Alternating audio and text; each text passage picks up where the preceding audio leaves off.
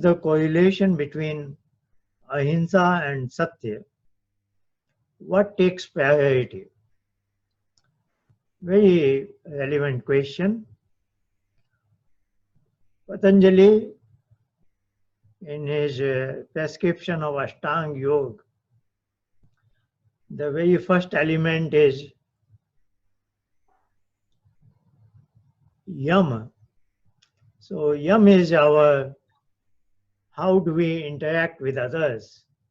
Of course, interaction is by an action. If I am reading a book which is to gain knowledge, I am not quite affecting others, is it not? So, you know it, we have 5 sensory organs to acquire knowledge, and we have 5 motor organs for action, what is called karma. And in our 24 hours every day, we are engaged either in acquisition of knowledge or action or both. You know, even if I am walking, seemingly I am in action mode, but I am seeing through my eyes.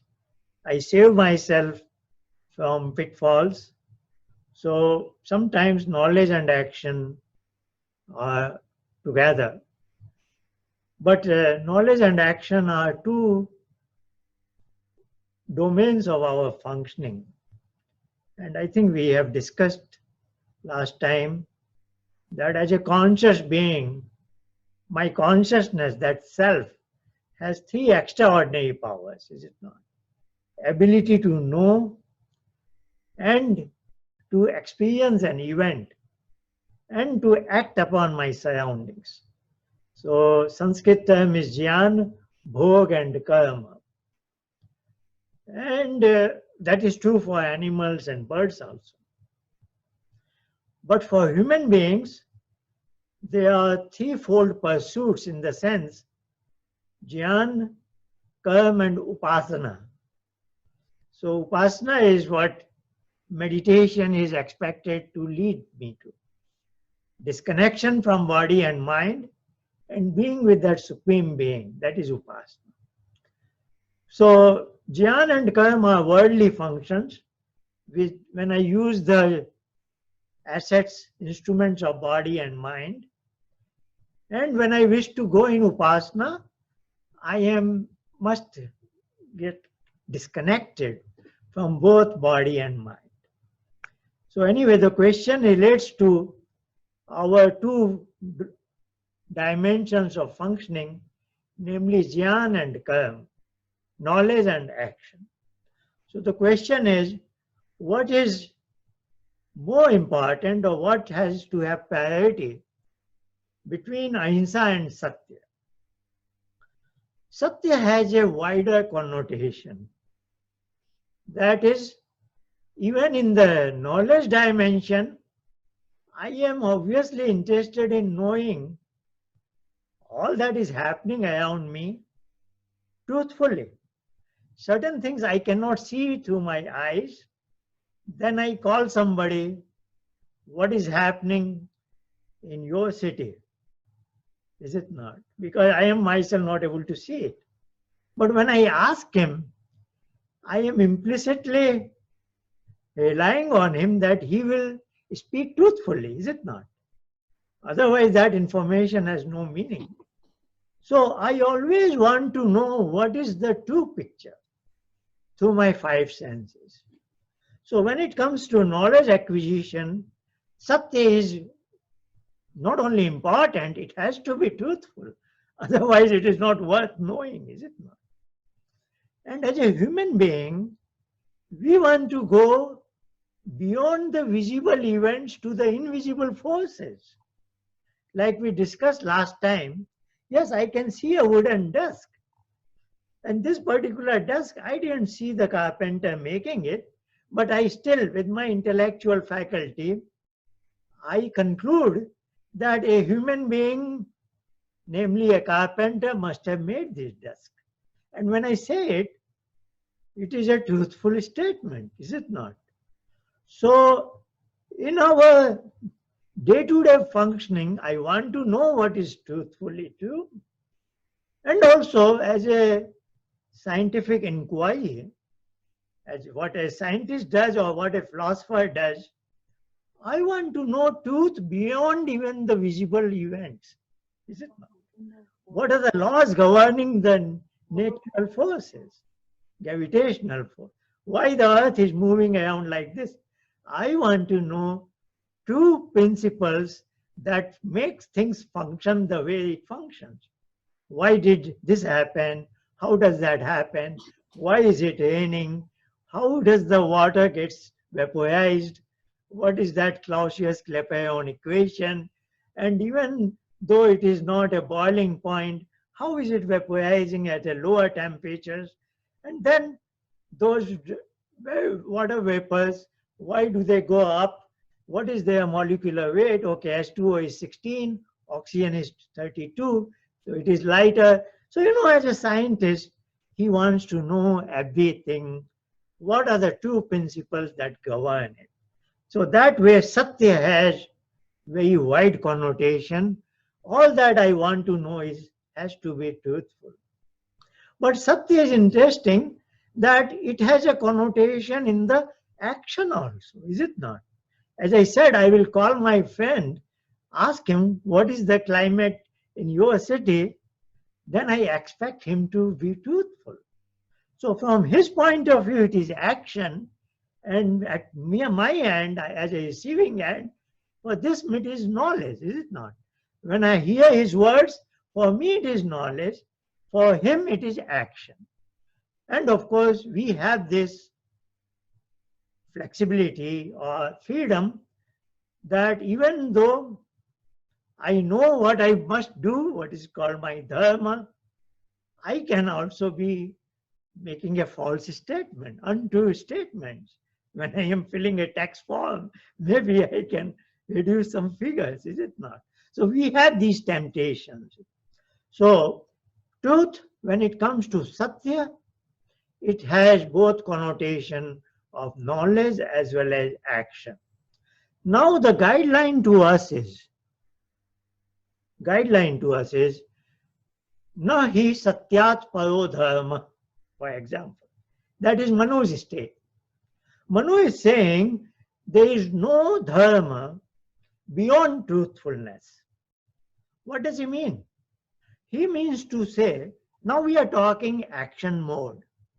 In action mode, we have two statements. One is nahi satyat paro dharma from Manu. And another is from Patanjali Yam. He is listing 5 injunctions, namely ahimsa, satya, aste, brahmacharya, apayagya. In our philosophy, this sequence is very important. You cannot read it that satya is first, ahimsa is later. No. He is saying ahimsa is first. So, in his case, what is he trying to say? Ahimsa is paramo dharma, is the dharma supreme, so to say. Because he is now talking in action mode. So Patanjali's injunction of Yam is how we should interact with all the people in the society. He is saying ahimsa is supreme. Now the question is ahimsa more important or satya more important? So first I have already described, satya has wider connotation, both knowledge and action. So satya is slightly, you have to see it from different lens. When you are in acquisition mode, knowledge acquisition, you are not doing ahimsa at that time, is it not? Ahimsa is, now let me say, ahimsa, this is a good question. The questioner has put the term ahimsa, because in English, usually it is translated as non-violence, which is a misunderstanding, misconception to that extent, I will say. Ahimsa, the right way to translate into English is, it is difficult to translate, but sometimes you have to translate to convey it to English knowing person. Then I will say, not to hurt others. Not to hurt others is a better way to translate than saying non-violence. Because You can hurt somebody without being violent also, is it not? You can, as a con man, you can lure somebody into some sort of a cheating, and you have taken away his money. You have hurt him, is it not? But you were not violent, is it not? So ahimsa also has a very wide connotation. If you translate it properly as not to hurt others, but of course it is in action mode. Now even in action mode, one could say ahimsa is first, even or satya is first, like Manu has said. Because if you look at satya also, if something is painful to you, say there is a knife, somebody hits me with a knife, it causes pain to me, is it not? Then I will say, I don't want to put this knife on any human being, or for that matter, even on an animal, because he will also feel the pain. So feeling the pain is a truthful realization for me. And I don't want truthfully to cause pain to anybody else by any means. So when I follow the principle of truthfulness, I will not hit him, is it not? If I follow the principle of truthfulness, I will not steal somebody's money, because I know if somebody steals my money, I don't feel good. So he will also not feel good. If somebody sees my daughter, my sister, my wife, my mother inappropriately, I don't like it. So I will also not do that to any other woman, is it not?